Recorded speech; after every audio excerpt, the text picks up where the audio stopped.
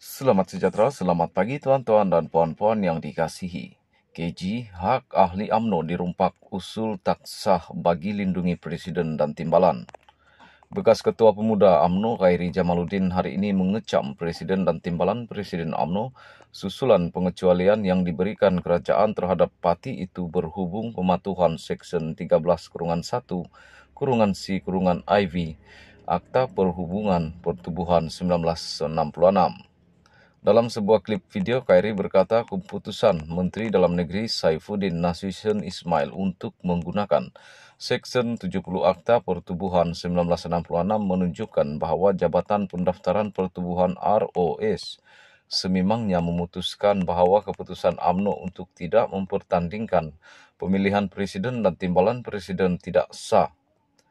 Dia berkata bahawa surat yang dikatakan daripada ROS kepada UMNO bertarikh 2 Mac itu membuktikan lagi dakwaan berkenaan. Perhimpunan Agung UMNO pada 13 Jan lepas meluluskan usul untuk menghalang jawatan Presiden dan Timbalan Presiden parti daripada dipertandingkan. Setiausaha Agung parti itu Ahmad Maslan kemudiannya berhujah bahawa ia tidak menyalahi undang-undang kerana sudah ada duluan. Khairi yang dipecat daripada UMNO pada 28 Jan berhujah bahawa pasal 9.3 Perlembagaan UMNO dalam dengan jelas menyatakan bahawa semua jawatan parti perlu tertakluk kepada pemilihan dan ini dibuktikan dengan surat yang dikatakan daripada ROS. Hak anda untuk memilih Presiden dan Timbalan Presiden telah dirompak oleh usul tak sah ini yang difailkan oleh perwakilan daripada bahagian Timbalan Presiden Muhammad Hassan. Dahlah malu buat usul untuk melindungi ketua sendiri. Siapa boleh langgar perlembagaan parti sendiri, kata Khairi dalam klip video 7 minit itu. Khairi menyifatkan Muhammad dan Presiden Parti Ahmad Zahid Hamidi sebagai kesta yang tidak boleh disentuh. Khairi berkata terdapat hujah yang memihak kepada langkah Saifuddin untuk menggunakan Seksyen 70 Akta Pertubuhan kerana ia akan menghalang parti itu daripada dibatalkan pendaftarannya.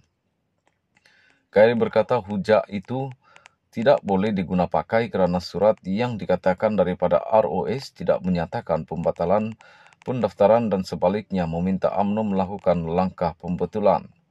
Pemimpin tidak mahu melakukan langkah pembetulan sebaliknya bergantung harap ehsan dari Menteri dari PKR untuk halalkan tindakan yang tidak sah. Malu betul Presiden dan Timbalan tak dapat mandat daripada ahli tetap kekal berkuasa kerana ehsan daripada Menteri PKR. Adakah ini rupa UMNO ketika ini? Soal Khairi. Mengenai dakwaan bahawa keputusan Saifuddin akan memastikan kestabilan politik, Khairi berkata hujah ini tidak sah kerana pengkritik Zahid dalam UMNO juga berikrar menyokong Perdana Menteri Anwar Ibrahim. Sayangnya komitmen kita tidak sempat untuk diuji. Usul tidak sah untuk melindungi Timbalan Perdana Menteri kesayangan anda dihalalkan juga. Maruah dan hak ahli UMNO dibelakangkan. Sekarang perlembagaan UMNO pula pun tak laku boleh menjadi bahan permainan demi serakah kuasa, katanya.